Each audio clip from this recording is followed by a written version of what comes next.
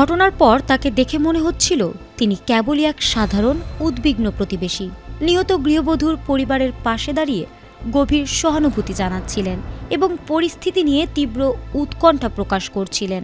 গণমাধ্যমের ক্যামেরার সামনে অবলীলায় দাঁড়িয়ে হত্যাকাণ্ডের তীব্র নিন্দা জানাচ্ছিলেন এবং তদন্তের অগ্রগতি কতদূর তাও জানতে চাইছিলেন। কিন্তু কেউই তখন আঁচ করতে পারেনি যে এই কান্নাকাটি আর উদ্বেগের মুখোশের আড়ালেই লুকিয়েছিল এক ভয়াবহ সত্য।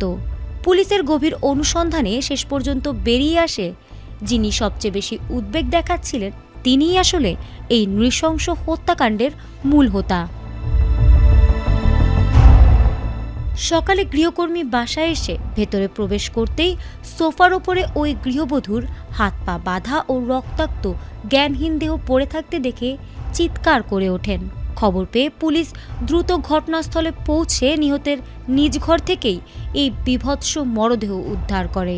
পুরো এলাকায় তখন এক থমথমে ও চাঞ্চল্যকর পরিস্থিতির সৃষ্টি হয়। পুলিশ পুরো বাড়িটি কর্ডন করে নিবিড় তল্লাশি শুরু করে।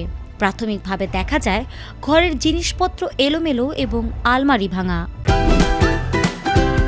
Optical brightener photo catalyst active granule সমৃদ্ধ বসুন্ধরা পাওয়ার ওয়াশ, ঝলমলে কাপড়ে ফুরফুরে মন।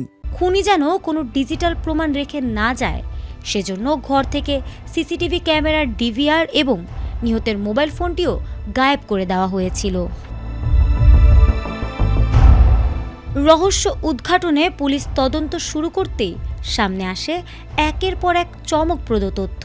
সবচেয়ে বড় বিস্ময় আর রহস্যের জট খোলে তখন যখন জানা যায় উদ্বিগ্ন প্রতিবেশীর ছদ্মবেশে থাকা ওই ব্যক্তি আসলে স্থানীয় মসজিদেরই মুয়াজ্জিন। বিশাল অঙ্কের ঋণের বোঝা শোধ করতে সেই প্রতিবেশী মুয়াজ্জিন ওই গৃহবধূর কাছে 1 লাখ টাকা ধার চেয়েছিলেন, কিন্তু টাকা না পেয়ে ক্ষোভে ও লোভে তাকে একা পেয়ে হাতুড়ি দিয়ে মাথায় আঘাত করেন এবং রশি দিয়ে শ্বাসরোধ করে হত্যা করেন। হত্যার পর লুণ্ঠন শেষে রক্তমাখা কাপড় ধুয়ে নিজেকে নির্দোষ সাজিয়ে তিনি আবার ঘটনাস্থলের ভিড়ে মিশে যান।